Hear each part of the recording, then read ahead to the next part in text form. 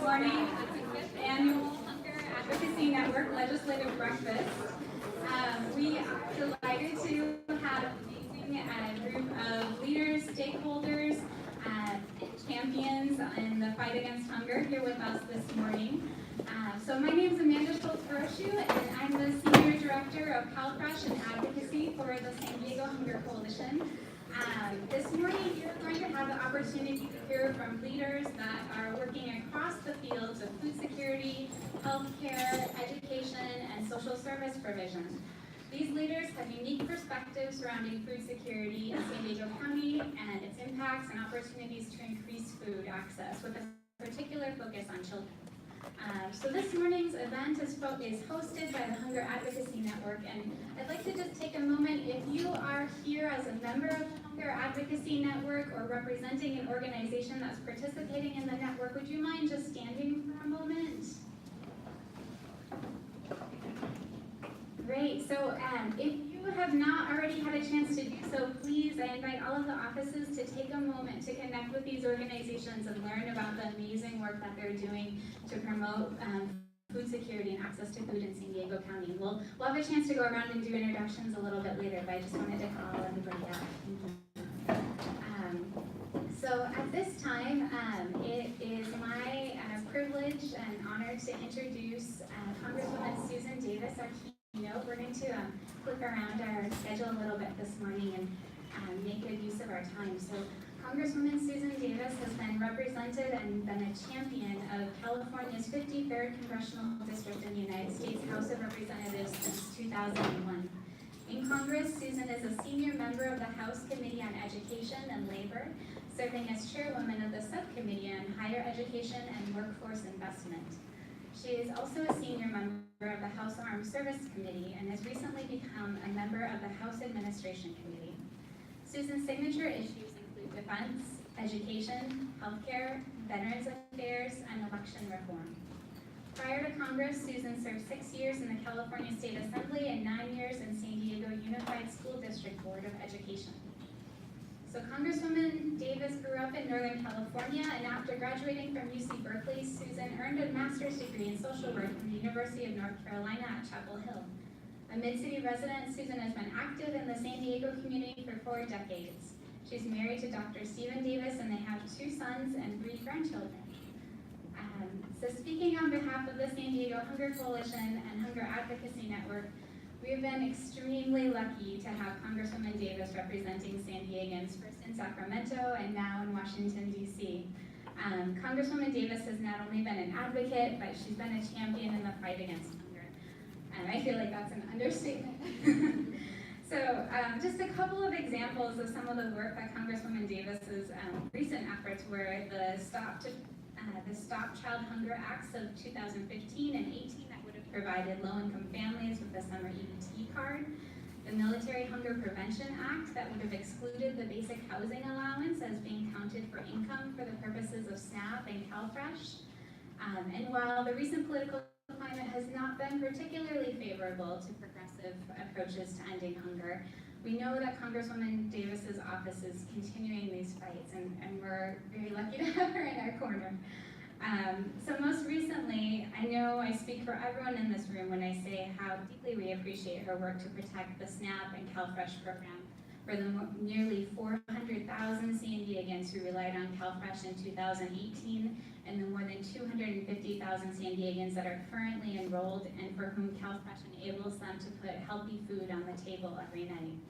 So on behalf of all of the organizations that are here today and that help these families meet their most basic food needs, thank you. So I'm going to hand it over. Thank you so much.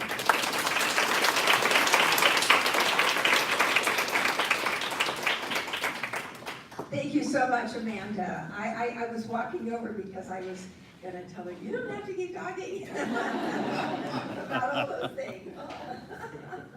But I really appreciate that very thoughtful introduction. And I want to thank you all. Thank you for being here. Thank you for your dedication. Thank you for being able to let people know, because, you know, by virtue of what you do, you're an advocate. You're even a lobbyist, if you don't mind my using that word, but you're really an advocate. And more than anything else, you're delivering. And that's what's so important. It's important that people see that there is a very caring network here in San Diego, and we're going to focus on the things that really matter. And that's the message that you send in the Hunger Coalition. I know that you elevate this issue of food insecurity and you coordinate the solutions. And that's really key, because sometimes we have some ideas about the best way to deliver services, but if we don't have a good vehicle and we don't have a place, a time, a sense that this is going to stay there, it's going to be there. It may even be a temporary building, but the activities are there to be sustained for the future. That's another message that you carry so well, and I want to thank you for that as well. We all have this role, don't we? Ensuring that our families do not go hungry. So no matter what the level of government we work in, food insecurity, we know, is at the intersection of all the major issues we fight to solve. Whether it's healthcare, whether it's immigration, whether it's housing, and particularly education. Kids can't learn on an empty stomach. We know that. And they can't really conduct themselves in a way that shows they're totally in control all the time, because they're hungry. And that's something that we need to be able to address. We know no child should go hungry, and no parent should have to worry about being able to feed their child. We've been contacted by many families who couldn't pay for their rent or their mortgage because they have to feed their kids, right? I mean, they can't go on if they don't feel that they're providers. Just going in and out a little bit for their children. We know that parents skip meals. They skip meals so that they can afford the high cost of their child's medication. And everybody has heard these stories. Haven't you? I mean, we all have stories that you've heard. It happens every day, and it's unacceptable, especially when there is funding to solve it. And there's good people. There's trained, good, educated people that want to do something about it. I believe that Vince Hall probably said to me with Feeding San Diego, and we were just talking a few minutes ago, I've been working for Vince for years, and the resources are out there, but we have to find a way to move them to where they need to be. We were just talking about that because there are children who are eligible for additional food after school and certainly during the summer, and we've been working hard on that. But if we don't have a place for them to receive that food and to be in an environment where they can even, have a chance to talk and know that there are people there that are asking them questions about how they're doing and, how do they like this food or that food, and really getting a sense of the child. We can't do the services that we know are necessary. So trying to coordinate all that is really tough, and I think the amazing thing that's happened in San Diego is we have found a lot of resources for the food. But getting to people, that's a whole different story.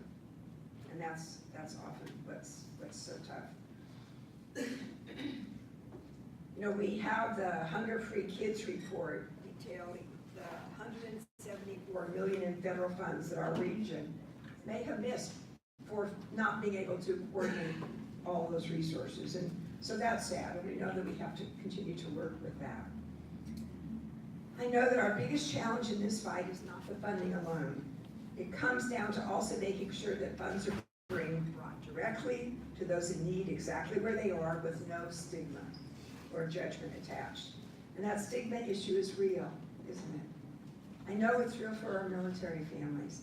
The Hunger Coalition and Hunger Advocacy Network are working to make families feel empowered to ask for help.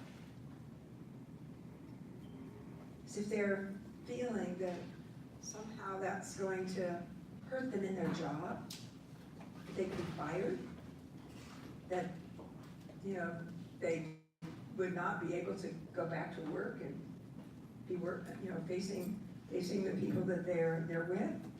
That's a hard thing to live with. So connecting them with valuable food assistance resources and shedding light on the issue of food insecurity is why Why do you all wake up in the morning and go to work and be excited that you can make the changes that need to be made? And as I mentioned, we have been working in Congress to ensure that these families and our military families in San Diego have access to resources as well. As a senior member of the House Armed Services Committee, I've heard from military families in my district that due to the high cost of housing in San Diego, they're unable to balance other necessities, and food in particular. We hear that story all the time. So while no family should suffer from hunger, period, isn't it especially essential that when it's someone who is serving our country and sacrificing for our country, that there's no question that their family doesn't get sufficient nutrition. There should be no question that they have to wake up every day and worry about these things. They have other things that they need to worry about. So there have been efforts to expand food banks on military bases, which is a tough necessity to grapple with in the first place. I know that people ask us that question all the time. What's wrong with you? Can't you can't you make sure that our military families are paid what they deserve and that they don't go hungry and their children don't go hungry? So there have been efforts to expand those food banks, and we're certainly working with that. But some of those efforts have really been unsuccessful in practice due to the stigma that we talked about earlier, or possibly being seen as an unsuccessful breadwinner by peers in the service. And for this reason and for many more, SNAP is really this incredible resource. But it's out there, but then you've got to be sure that you're eligible. And that's an issue, of course, for our military families because of the basic housing allowance, which is calculated into their gross income. And then it hurts their access to a vital service. So if all the computer is doing is looking at, where those dollars add up, but they don't know what's behind those figures. They don't know what's behind that. And even some of our bureaucrats, quite honestly, don't know what's behind that, especially in a community like San Diego, because our housing prices are high, which means that you have to provide the families with enough to cover that. They're not on base housing, they're out in the community. Most of our military live in the community. And that's why there are soccer coaches and our baseball coaches, and they're part of the community. And so they've got to compete with everybody else out there for rent.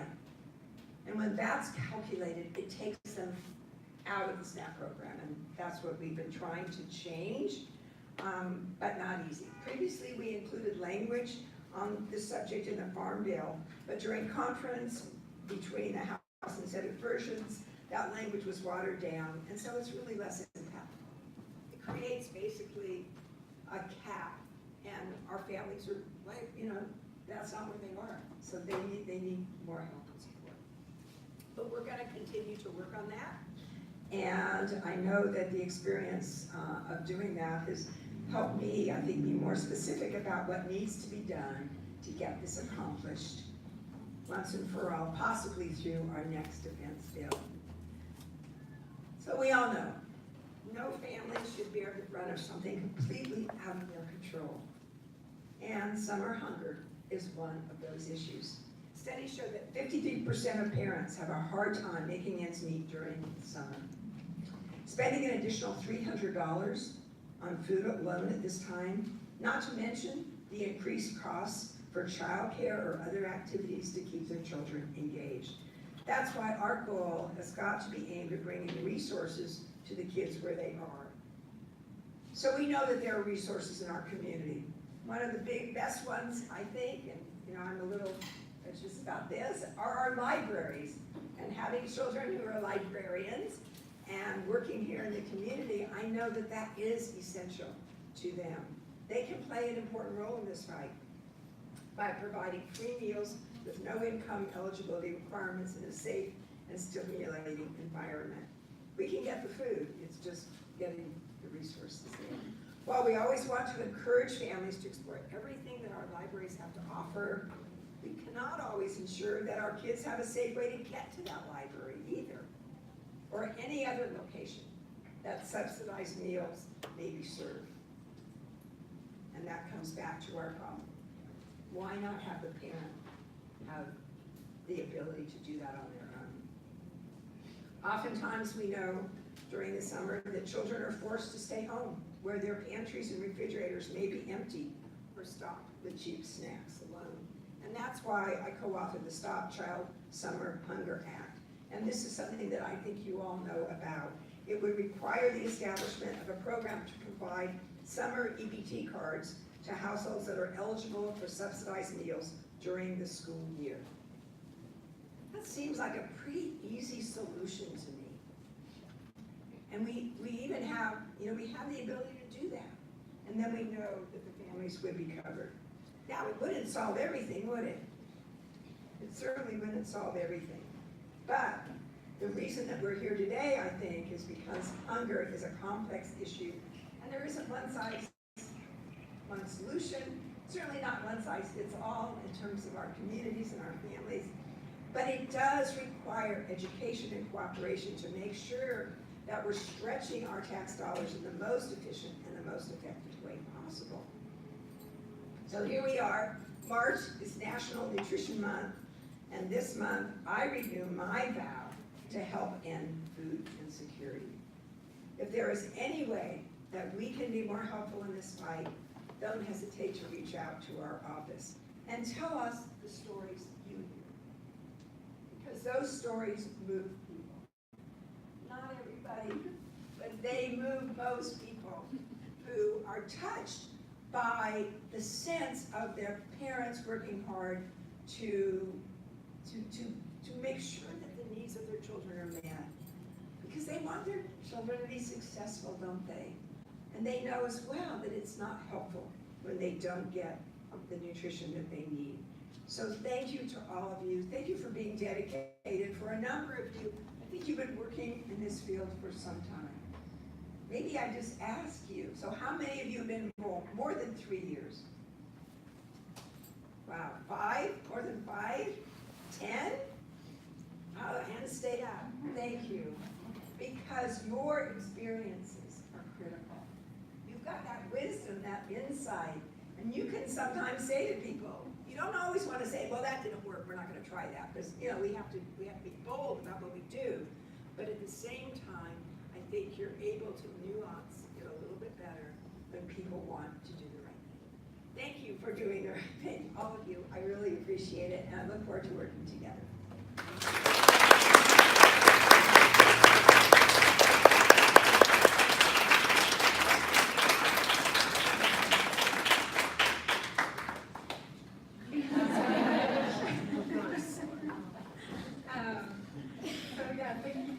We're very lucky to have such an amazing champion here in San Diego County representing us in Washington, D.C. And I think that's another part of some of the work that Hunger Advocacy Network does, and you'll hear a little bit more about that later, but we have the opportunity to work with such amazing leaders to create change that improves our communities. So we're going to flip the script around a little bit this morning. The next person that I would like to introduce this morning is our Executive Director, Anahid Brockie. And so she's going to be providing an overview of food insecurity in San Diego County. Anahid joined the San Diego Hunger Coalition as its Executive Director in January of 2015, and after 10 years of grant making in San Diego's philanthropic sector. So before joining the Hunger Coalition, she served as Leach Tag Foundation's Director of Self-Sufficiency, and prior positions included Program Officer for Jewish Community Foundation and Director of Health and Human Services at the San Diego Community Foundation. So Anahid brings a breadth of experience on poverty issues in our local nonprofit sector as a former program officer that was focused on hunger and the food system, senior issues, access to care, social equity, workforce development, and family asset building. So under Anahid's leadership, the Hunger Coalition has launched its Hunger Free San Diego initiative and the Hunger Free Kids program. We also assumed facilitation of the Hunger Advocacy Network and the County Summer Lunch Task Force, which is now the year-round Hunger Free Kids Task Force. So a lot of amazing things have grown and bloomed with Anahid's leadership, and I'm excited to have her come up and share a little bit about the landscape.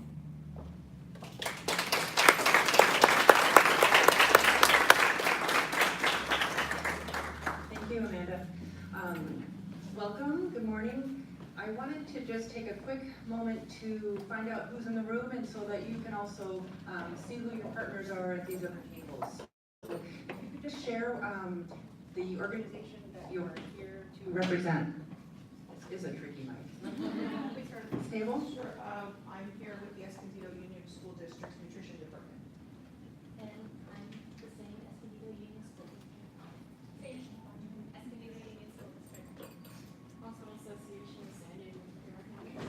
Nice and loud, please. Hospital Association of San Diego Imperial Counties. Good morning, Catholic Charities. San Diego Hunger Coalition. San Diego Hunger Coalition. And San Paloma with the San Diego Hunger Coalition. California Food Policy Advocates. California San Diego School District. Sade Concha, La Mesa Spring Valley School Board Trustee. Ashley Padilla from Congresswoman Mother's Office. Dale J. with Escondido Union School District. We serve 18,200 meals a day. Hi, Dearbach Harris with SDSU Research Foundation WIC program. Melissa Crone, Warner Unified School District. Michelle Collin, District Director for Assembly Member Dr. Shirley Weber. For that table. Sarah Mossberg, South Bay Union School District. I'm Marsha Spitzer. I'm a pediatrician representing American Academy of Pediatrics. Sana Luanda, Office of Council President for JECO. Marissa Alfano, Office of Assemblyman Randy Gopel. I'm Kathy Paredes, Bryce Unified School District. Tyler Renner with the Office of San Diego City Council Member Chris Ward, District 3. Kira Galloway with the Office of Congressman Peters. Dana Henderson with Feeding San Diego. Vicki Reardon, San Diego Hunger Coalition. Erin Hogaboom, Concerned Citizen. And Jenny Williams from San Diego City Council Member Monica Montgomery's office. Malie Morzazadeh, San Diego Child WC Initiative. Tequila Volk with the Office of Assembly Member Todd Gloria. Karina Contreras, City Council Member, City Vista, District 1. Deirdre with the San Diego Hunger Coalition. Katie Blanca, Vice President, Lemon Grove School District. Kimberly Berman, Superintendent, Lemon Grove School District. Blanca Brown, Lemon Grove School District. Ashley Harrington, Jewish Family Service. Irene Olson, San Diego School District. Carter Jenkins, Christian San Diego. Lindsay Wade, Hospital Association of San Diego Imperial Counties. Vince Hall, Feeding San Diego. Shayna Hazen, Jewish Family Service. And Judy Presley, also with Mountain America. Rhiannon McAfee, Hunger Advocacy Network. Caitlin Ray, Hunger Coalition. Joe Shumate, Hunger Coalition. Wonderful. Very powerful group, very impressive array of people and stakeholders in this room who are all concerned about the same thing. So let's get to it. We're going to just talk briefly about hunger and food insecurity in San Diego County. Okay, I can do it. So very quickly, since 1974, our mission has been to lead coordinated action to end hunger in San Diego County. We do that with research, facilitation, and advocacy. We are not a direct service provider. We try to provide the technical assistance, resources, education. We advocate, as you know, as we're doing here. We try to provide research that is helpful to your causes. We're always interested in knowing what research would be helpful to you and what you're doing. We have 4 different collaborative tables that we are facilitating. We have the CalFresh Task Force, the Hunger for Kids Task Force, Hunger Advocacy Network, which is hosting this event today, and our Hunger Free San Diego Advisory Board. So, food insecurity is a word that not everybody is familiar with. Basically means not always having enough food. And being food insecure means you may not have enough food tonight, and it means that you may not have enough food, or you're worried about not having enough food next month, at the end of the month. So it's not always every single meal, but it's a constant stress, it's a constant worry. In San Diego County, these are our new 2017 figures. 1 in 7 San Diegans are experiencing food insecurity. That's 14% of the population. or an estimated 450,000 people.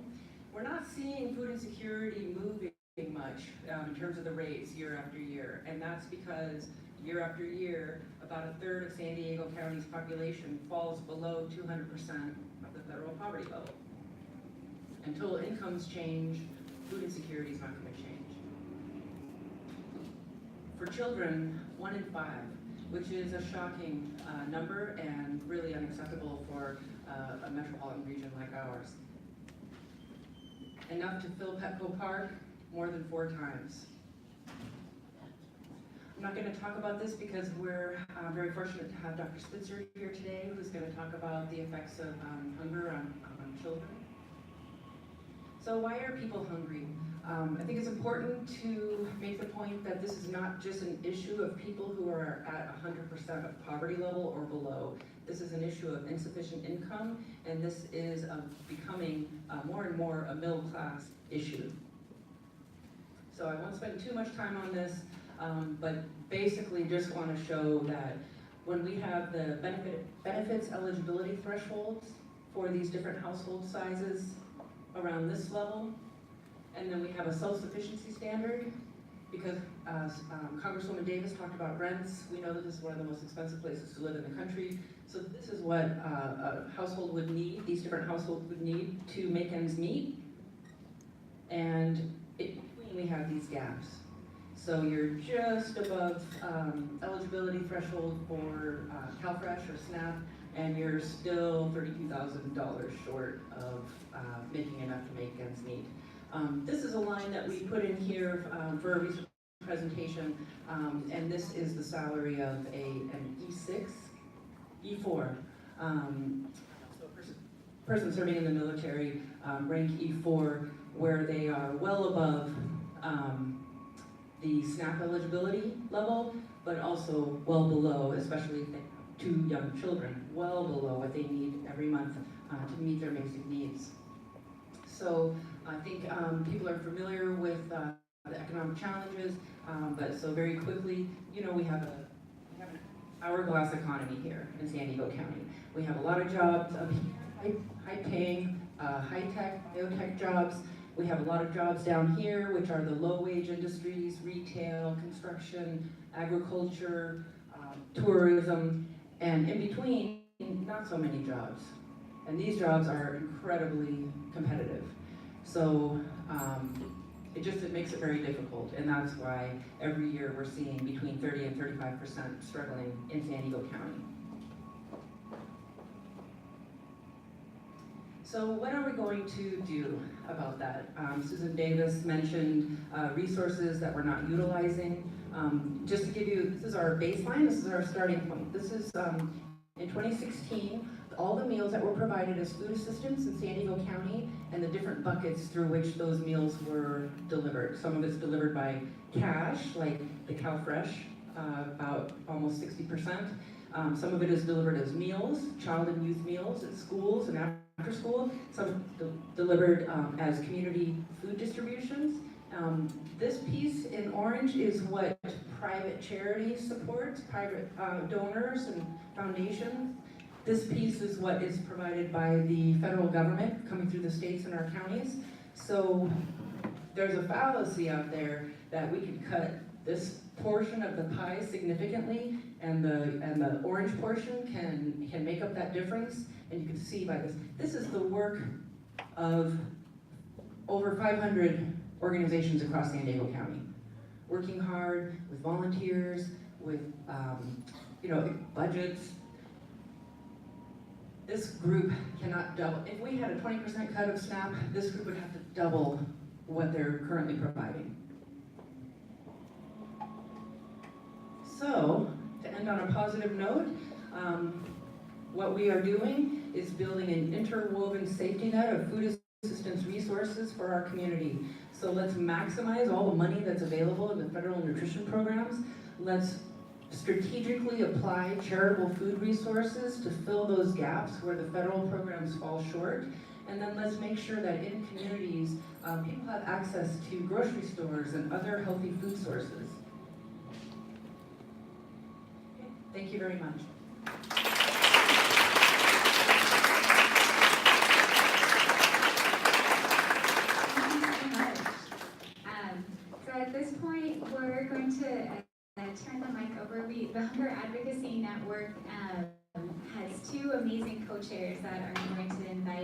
share a little bit more about the network, opportunities to engage, and some of the great work that's been done so far. So I'd like to bring up Ashley Harrington from Jewish Family Services and Chris Carter from the Jacobs and Cushman San Diego Food Bank.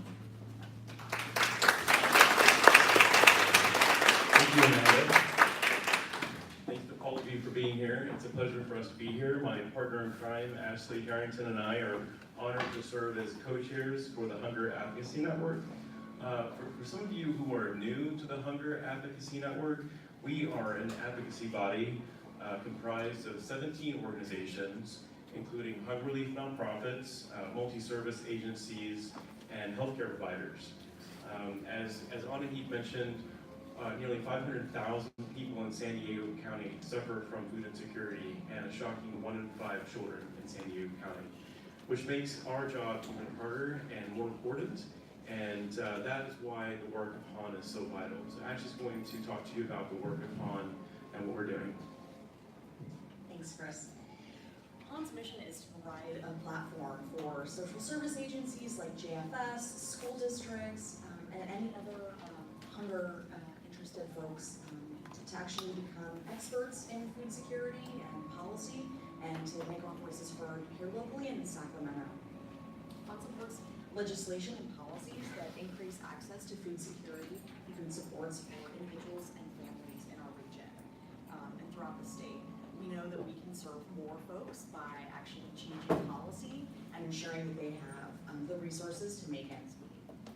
Since its inception, HAN has supported the successful passage of 21 bills and 7 budget requests. These are tens of millions of dollars that have come back into our county for nutritious food, SNAP, and vital social services.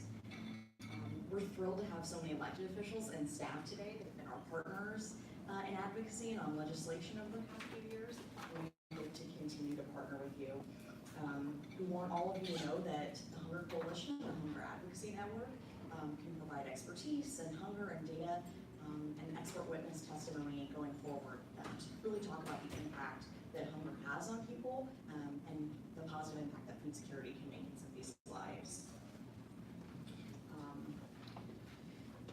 We're here to help, and we want to partner with you going forward. So I'll turn it back to Chris. Thank you, Ashley. So we're honored to have distinguished panelists here with us this morning. And it's my pleasure to introduce Paloma Bertrand Perez, who will be moderating today's panel discussion. Paloma is the Hunger Free Kids Director for the San Diego Hunger Coalition, and she leads the organization's work to increase local access to federal nutrition assistance programs by supporting school districts, social service agencies, and policymakers. So please join me in welcoming Paloma.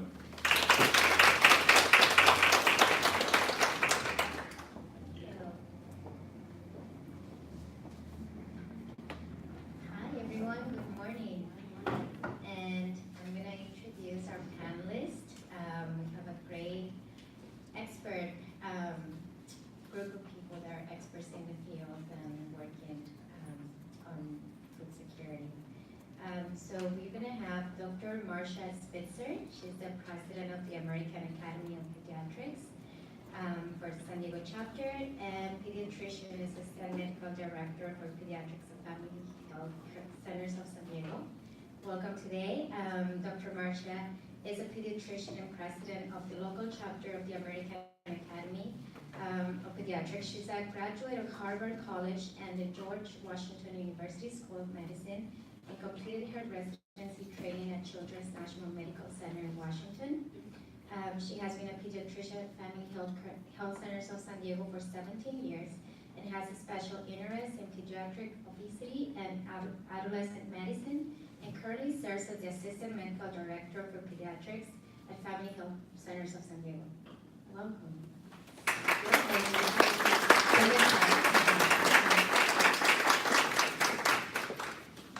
We also have Blanca Brown. Blanca Brown is a businesswoman, child advocate, child care provider, and preschool teacher. She has been involved as a parent of children who attended Lemon Grove School District, signed John of the Cross Lady of Peace. She serves as a board member for Lemon Grove School District and has been an active member of the Wellness Committee for over a decade. Bachelor's of Arts degree in interdisciplinary studies and her Master's in Education degree at National University. Her involvement with Lemon Grove School District has included assisting Excelencia y Justicia en Educación, a Latino parent involvement organization. She has also served as an English language acquisition committee, district English language ELAC and DLAC member, as well as a parent representative to the district oversight and planning team for her work and on equity. Her core belief is that all children can learn and be educated. She's a champion for ensuring children have the nutrition to be successful in learning and life. So welcome. Thank you.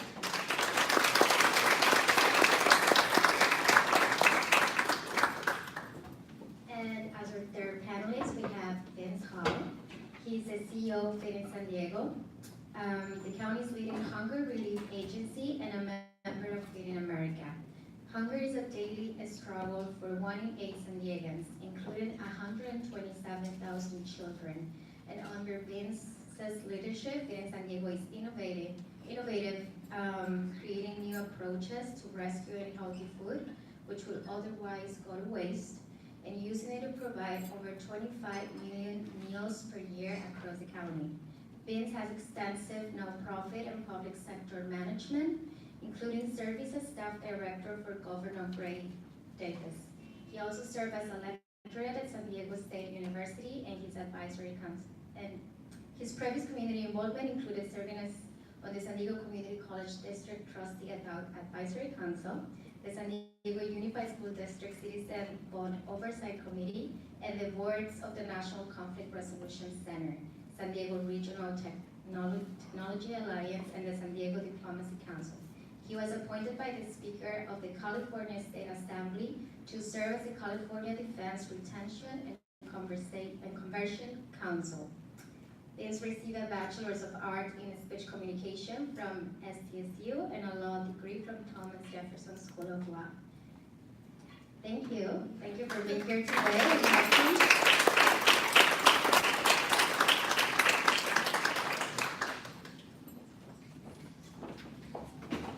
So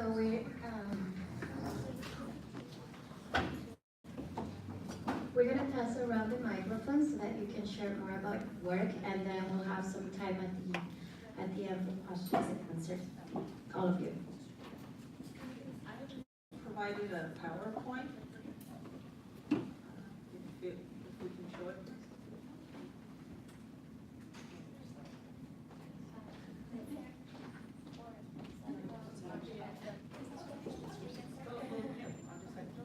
I have to stand and kind of walk around. I can't sit in one place.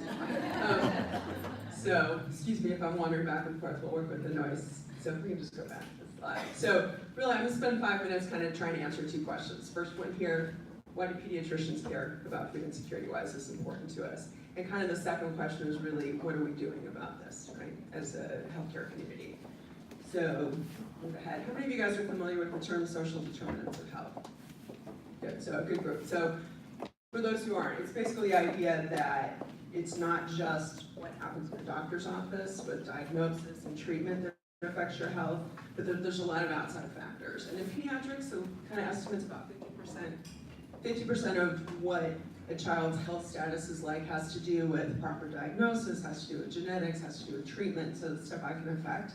And about 50% of it is stuff that happens outside the exam room. So what's their housing like? What's their family situation like? Economic prospects of the family? What's the education level of their parents? Is the literacy a problem? Here in San Diego, are there issues with immigration and access to sources or resources that they may or may not be comfortable accessing? So in food insecurity, that has very much an overlap with children's health, because we know that food insecurity is another one of those social determinants of health.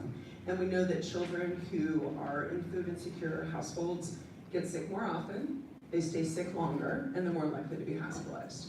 And there's a lot of downstream effect for that. So go to the, actually I don't remember exactly where the slide's coming out. So kind of the sickness stuff we talked about. The other thing is, and I know there's going to be a whole talk on the school part of this, but we know that not only does it affect child's physical health and their physical illness, their physical being hospitalized, getting well more slowly, but we also know it affects behavior. So how would everyone feel this morning if they hadn't had breakfast or coffee? Would everyone be feeling great? Probably not, right? So imagine if you're a little person, right?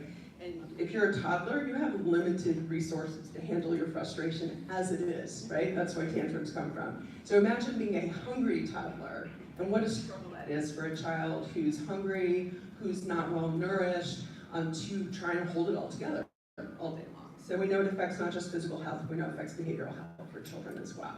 So if we go to the next slide.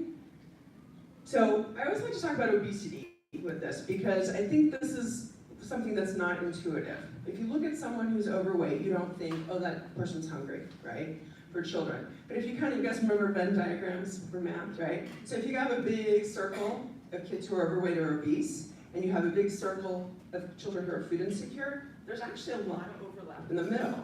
Because just because you're getting enough calories doesn't mean you're getting enough nutrients, right? A child can eat an entire bag of Red Hot Cheetos, and that's probably their calories for the day, but there's no nutrition going on in there, right? So we see a lot of overlap. I do a peds obesity project I've been working on at our clinic, and the food insecurity numbers for those kids are the same as everybody else. They're not lower, they're the same. Developmental delay. Also, if you think of the brain needing nutrition just like the rest of the body, we always tell our kids, eat your vegetables so they'll be strong, right? So it's not just the muscles and the bones and everything that we're feeding the brain too. Children's brains grow so rapidly in the first 3 years, and if they're not getting the right nutrients, we're affecting their brain growth, and that will lead to developmental issues as they get older, leads to school issues, leads to an increased rate of depression, increased rate of suicide. We also know that it doesn't just stop in childhood. So children who are food insecure are more likely to be adults with some of our biggest killers in this country, diabetes, heart disease.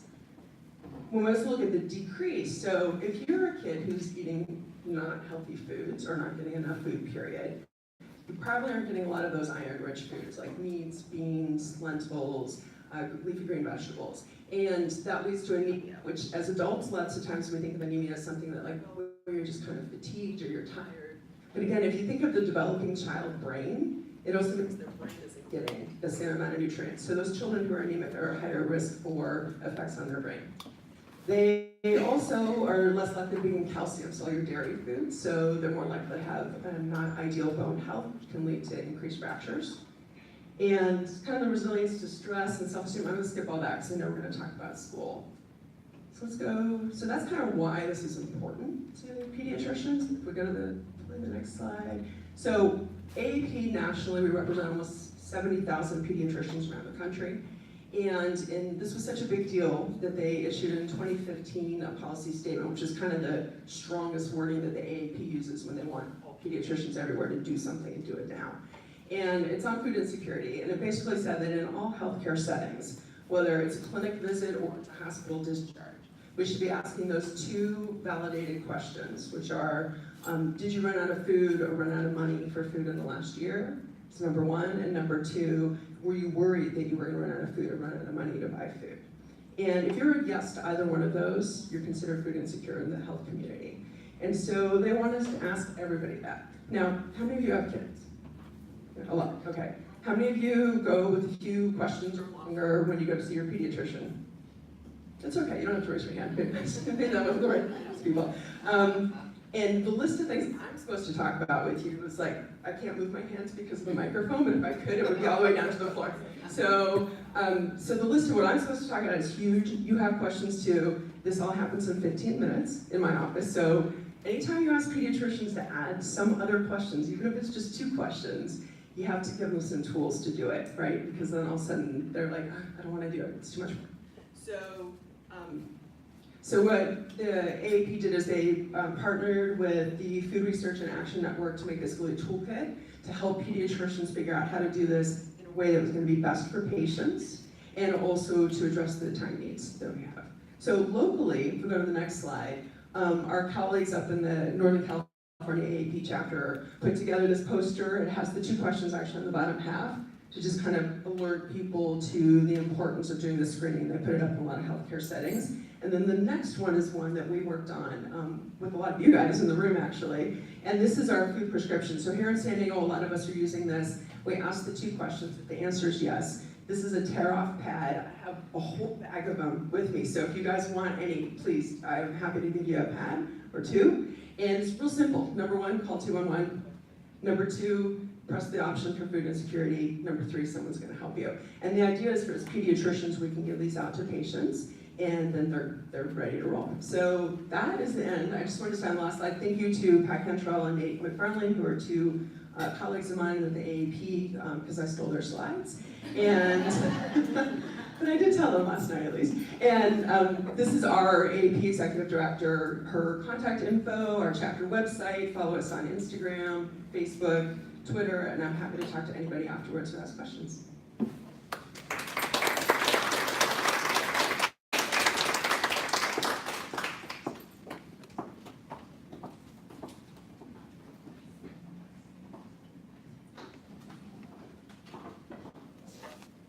Good morning, everyone. So I would like to share a little bit about the work that we have done in Lemon Grove to make sure that our children are not going hungry while in school. And so I will begin with, of course, these are some of our strategies that we have used to achieving hunger-free schools. So first, a little bit of background. First, we had to learn about the health disparities impacting Lemon Grove. So we formed a wellness committee from there. We, of course, sought grants to go to be able to move our work forward.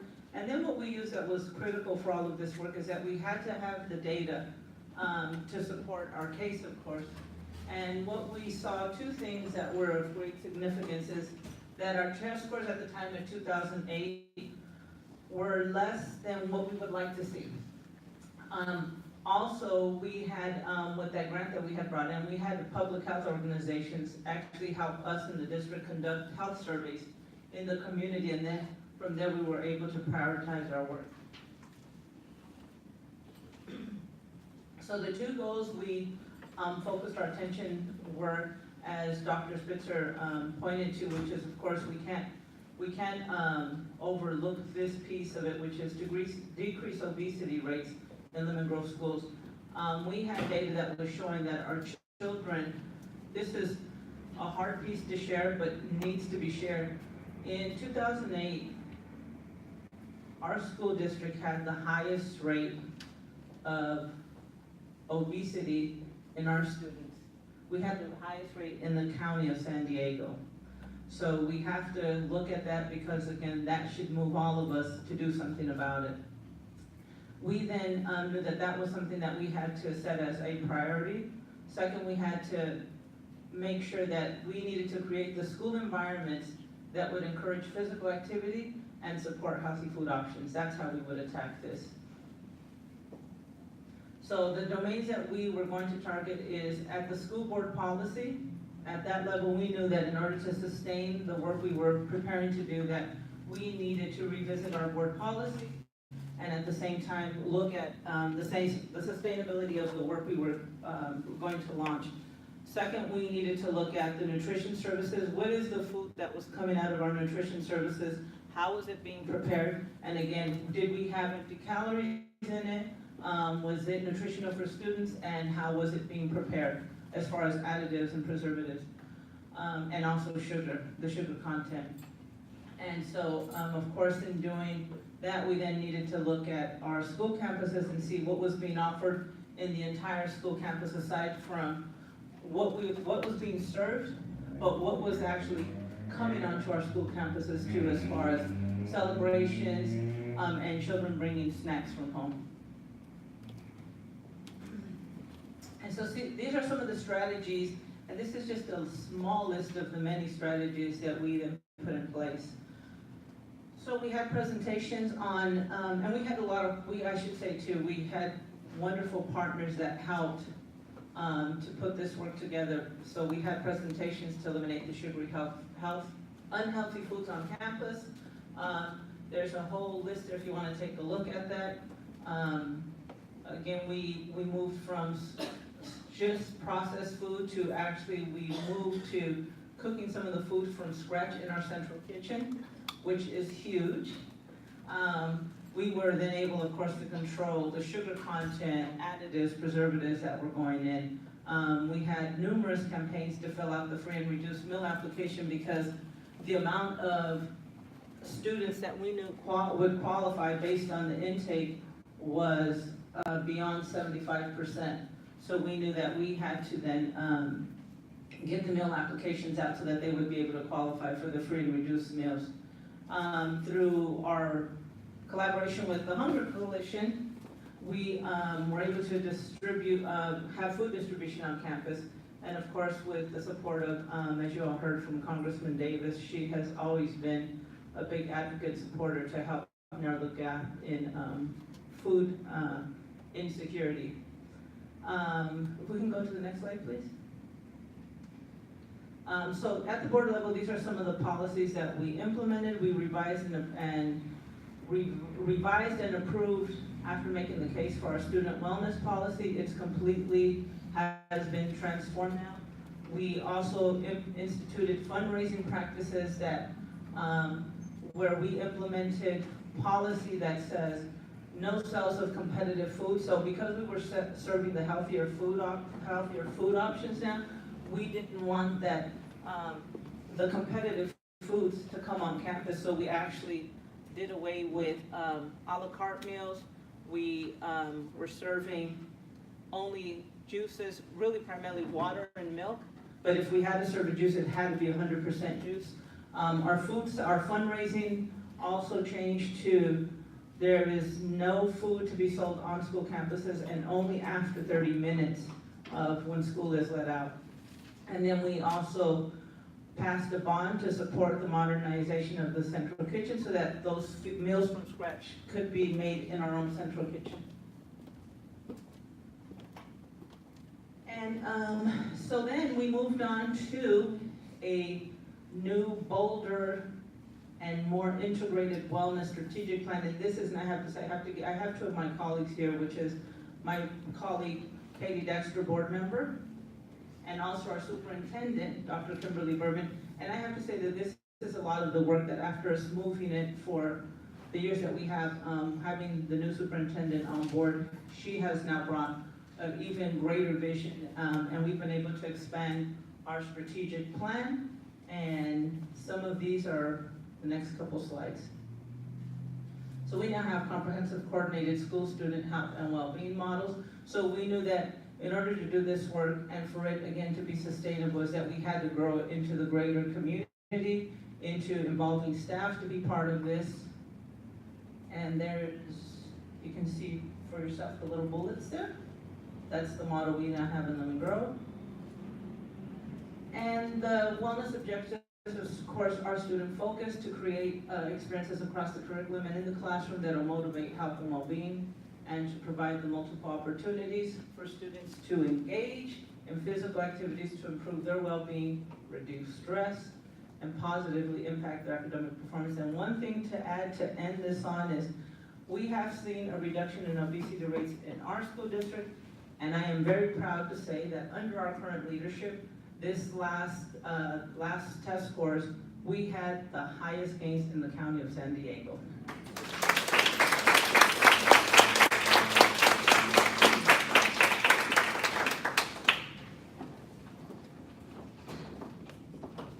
And just before I pass things off, as a former nutrition director for San Isidro School District, we keep talking about all the gaps and the need, but I just want to acknowledge of the work that the school districts are already doing to serving kids and taking on the strategies and trying to make more with the limited resources that they have. So to all these districts right here today, thank you so much for the work that you're doing.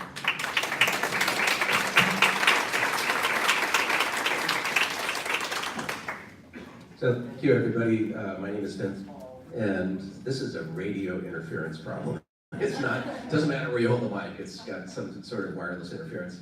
But good morning, I'm Vince Hall, I'm the CEO of Feeding San Diego. It's really an honor to be invited to be a part of this panel. Thank you very much to the Hunger Action Network, to the Hunger Coalition, not just for organizing this for the benefit of our policymakers, but also for all the work that this network, this coalition does all year long to address and solve the problem of food insecurity in San Diego, which for people who visit our community, it's stunning for them to learn and understand how compelling a problem this really is. But this community is beautiful, it's affluent, it's a place that people from all over the world come to visit. But meanwhile, we have this hidden San Diego, this San Diego that doesn't show up in the postcards, it doesn't show up in our tourist photos, and it's a San Diego of people who are struggling every single day to raise their kids in one of the most expensive counties in the United States with a cost of living that's 40% higher than the national average, people who are facing relentless rent increases, higher costs for food, fuel, education, daycare, everything is off the charts more expensive, and a wage structure that doesn't support, as Anahit so beautifully articulated, this hourglass economy where more and more people are being pushed downward to lower wage structures and unable to stand up and feed their families and help their families to progress. I love the point, Anahit, that you made about the fact that all of the charitable hunger relief work in this country is a small slice of the overall hunger relief that's already being delivered. So, for example, we're part of Feeding America. If you take all the Feeding America organizations in the United States, over 200 of them, the combined output in terms of the number of meals that we generate is 1 for every 12 meals that's generated by the SNAP program. So even a small cut to the SNAP program would inundate the hunger relief infrastructure across the country. And I know, Chris from the San Diego Food Bank and we get asked all the time, why are you doing so much focus on SNAP advocacy? In a sense, that's not your business. We're trying to fill the gaps that are created by SNAP's, the people that SNAP misses. But the truth is that we're painfully aware that without expanding SNAP, without strengthening SNAP, we're never going to be able to close the gap. And if you cut SNAP, it's going to devastate our organizations and our ability to solve the problem of hunger for thousands and thousands of families across this county. So I especially appreciate the Hunger Coalition's leadership in creating this most recent report that outlines the gaps for youth based on school districts. And I have to salute the school districts that are here today, because those are the districts that care about this issue. Those are the districts that are providing leadership on this issue. It's the districts that aren't here that we need to reach out to, that we need to be concerned with, that we need to start squeezing and embarrassing, and we need to show up at their board meetings and start calling them out. I'm known for being a little bit edgy. Had 2 coffees this morning, so here we go. We're leaving, as Anahit said, $174 million in Washington, D.C. through the inadequacy of our efforts locally to solve youth hunger. Now, how much of a tax credit do you get on your federal Form 1040 for not claiming those services? Do you know what your reduction in taxes is? 0. You are still paying 100% of your federal income taxes, even though this community is not drawing those federal services. So that $174 million is going to other states. You are paying to solve a problem in somebody else's state. And so financially it's a disaster, but then it's a humanitarian.